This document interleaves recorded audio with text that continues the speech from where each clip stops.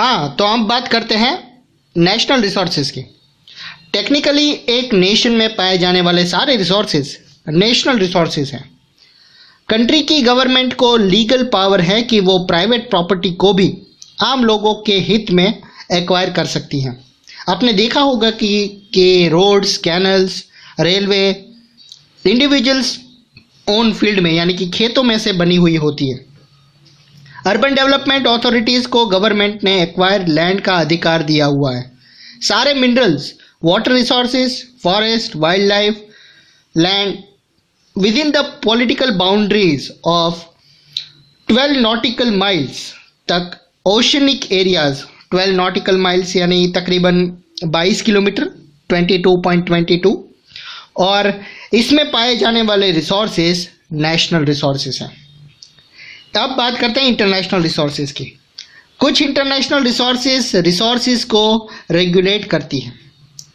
Coast line से 200 nautical mile यानी कि 370 किलोमीटर की दूरी, एक्सक्लूसिव इकोनॉमिक जोन से दूर खुले ओशन यानी कि खुले आसमान के नीचे खुले ओशन रिसोर्सेज को इंटरनेशनल इंस्टीट्यूशंस की परमिशन के बिना उपयोग नहीं किया जा सकता।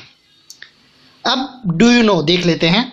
क्या आप जानते हैं कि इंडिया के पास एक्सक्लूसिव इकोनॉमिक जोन से दूर यानी कि 200 नॉटिकल माइल से दूर इंडियन ओशन की तलहटी से मैंगनीज नोडल्स यानी कि पत्थर की माइनिंग करने का अधिकार है। कुछ दूसरी इंटरनेशनल इंस्टीट्यूशन के भी आप लिस्ट बनाइए। अब बात करते हैं on the basis of status of development. Potential resources, ये वो रिसोर्सेज हैं कि किसी रीजन में पाए जाते हैं लेकिन उनका उपयोग नहीं किया जा सकता। For example, western parts of India, खास करके राजस्थान और गुजरात में विंड एनर्जी और सोलर एनर्जी की अपार संभावनाएं हैं, लेकिन इनका सही ढंग से विकास नहीं हुआ यानी कि वो डेवलप नहीं हुए। अब बात करते हैं डेवलप्ड रिसोर्सेज। ये वो रिसोर्सेज हैं जिनका सर्वे किया जा चुका है और उनके उपयोग, उनकी क्वालिटी और क्वांटिटी निर्धारित की जा चुकी है। डेवलप्ड रिसोर्सेज कहते हैं इन सबको। रिसोर्सेज का डेवलपमेंट टेक्नोलॉजी और उनकी लेवल ऑफ फेसिबिलिटी यानी कि पॉसिबिलिटी पर डिपेंड है। अब बात करते हैं स्टॉक की। एनवायरनमेंट में अवेलेबल वो मटेरियल जो इंसान की ज़रूरतों की पूर्ति करके यानी कि वो पूरी कर सकते हैं, लेकिन अप्रोप्रिएट टेक्नोलॉजी ना होने के कारण उसकी पहुंच से बाहर है। ये सब स्टॉक है। For example, water is compound of 2 inflammable gases, hydrogen और ऑक्सीजन, और ये एनर्जी के सबसे इंपॉर्टेंट रिसोर्स यानी कि सोर्सेज भी हैं, पर इस पर्पस से इनका प्रयोग करने के लिए हमारे पास ज़रूरी टेक्नोलॉजी का नॉलेज नहीं है। अब बात करते हैं रिजर्व की।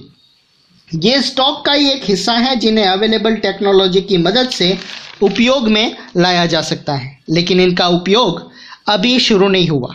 इनका उपयोग फ्यूचर में ज़रूरतों को पूरा करने के लिए किया जा सकता है।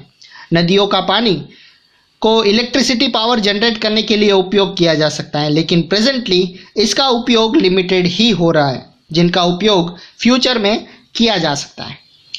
नेक्स्ट है developed of resources, development of resources. Resources जिस तरह ह्यूमन लाइफ के लिए ज़रूरी है, उसी तरह लाइफ की क्वालिटी बनाए रखने के लिए भी इम्पॉर्टेंट है। ऐसा माना जाता है कि रिसोर्सेज नेचर से मिली हुई गिफ्ट है। एज अ रिजल्ट इंसानों ने इनका आंखें बंद करके अंधाधुंध उपयोग किया, जिससे फॉलोइंग मेजर प्रॉब्लम्स पैदा हो गई है। पहला है, कुछ इंडिविजुअल्स की लालच की वजह से रिसोर्सेज का विनाश हो रहा है। दूसरा है, रिसोर्सेज समाज के कुछ ही लोगों के हाथ में आ गए हैं, जिससे समाज में सोसाइटी में दो सेगमेंट डिवाइड हो गए, रिसोर्सेज वाले और बिना रिसोर्सेज वाले, यानी कि गरीब और अमीर। रिसोर्सेज के अंधाधुंध एक्सप्लॉयटेशन से ग्लोबल इकोलॉजिकल क्राइसिस पैदा हो गई है, जैसे कि global warming, ozone layer depletion, environmental pollution और लैंड डिग्रेडेशन, बहुत कुछ। क्वालिटी ऑफ लाइफ और ग्लोबल पीस यानी कि शांति बनाए रखने के लिए रिसोर्सेज का सोसाइटी में इक्विटेबल डिस्ट्रीब्यूशन ज़रूरी हो गया है। अगर कुछ ही व्यक्तियों और कंट्रीज द्वारा प्रेजेंट ट्रेंड जारी रहता है तो हमारे अर्थ का फ्यूचर बहुत खतरे में पड़ सकता है। इसलिए इस तरह की लाइफ का अस्तित्व बनाए रखने के लिए रिसोर्सेज के उपयोग की योजना बनाना बहुत ज़रूरी, यानी कि प्लान बनाना बहुत ज़रूरी है, एक स्ट्रेटेजी बनाना बहुत ज़रूरी है, जिसमें सस्टेनेबल एग्जिस्टेंस ही सही मायनों में सस्टेनेबल डेवलप्ड है, सस्टेनेबल डेवलपमेंट है। अब ये सस्टेनेबल डेवलपमेंट क्या है मैं आपको बताता हूँ। Sustainable development means development should take place without damaging the environment, and development in the present should not compromise with the needs of the future generation। यानी कि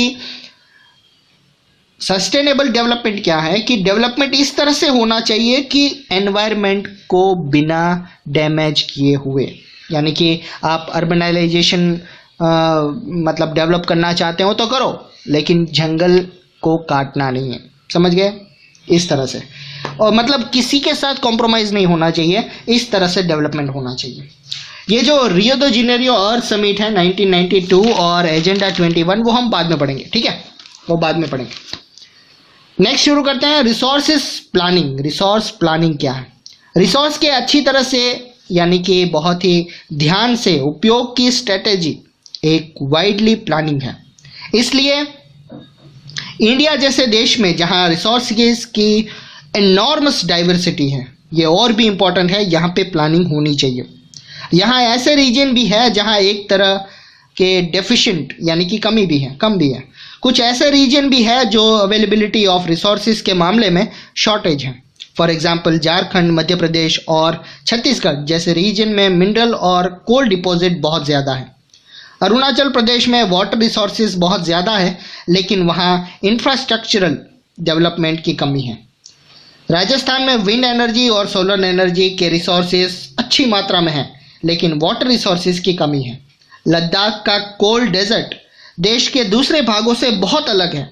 ये एरिया कल्चरल हेरिटेज से भरा है।